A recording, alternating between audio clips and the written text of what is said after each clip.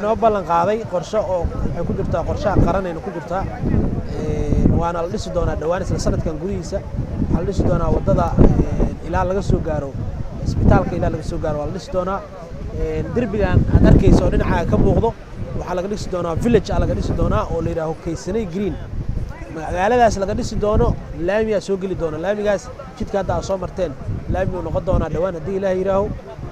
waana arki doontaa sida isku bedesho deegaanka xaafadan ganacsato Soomaaliyeed dhisayso oo horkacayo guddiga ganacsatada qaranka oo rugta ganacsiga Soomaaliyeed ee horkacaysa dhisayo ganacsato Soomaaliyeed amaal gashan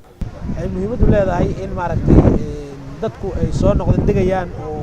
ay noqonayso meel istiqraar iyo nabadgelyo iyo amaan oo ka jiro markii aragto meel la degaayo marka aragto waa dad haysto nabadgelyo amni buuxa haysto waay markay dareemeen deegaanka nabadgelyadiisa iyo xasiloonidiisa dadku waxay go'aansadeen inay hantidooda geliyaan ay dhisaan ayna degaan